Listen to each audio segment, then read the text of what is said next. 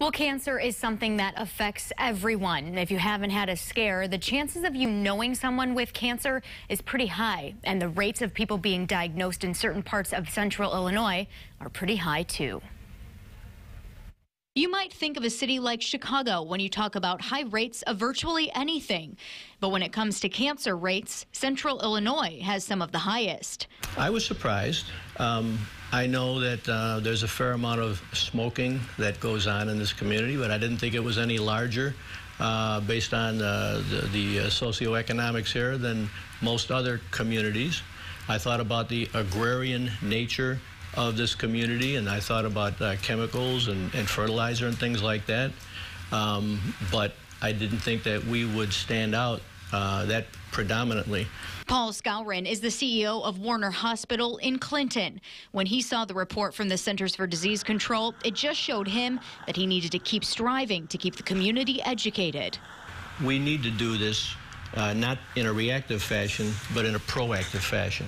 DeWitt County is second in the state when it comes to cancer diagnoses. The CDC report states for every 100,000 people, 545 are being diagnosed there. Macon County isn't far behind with 543. That's about 100 more than the national average. We're seeing more lung, so then you have to wonder, why is this happening? So it raises more questions than it answers. Dr. Renata Moore is a radiation oncologist at St. Mary's Cancer Center in Decatur and says there's really no clear-cut answer at this point.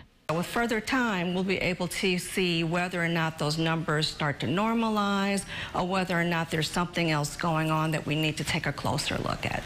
Both she and Skowron agree, though, it's all about prevention. Patients, I think, are much more willing to have the conversation and go for those tests. The tests are becoming more affordable. There are more resources for obtaining them. So I think that's made a big difference, too.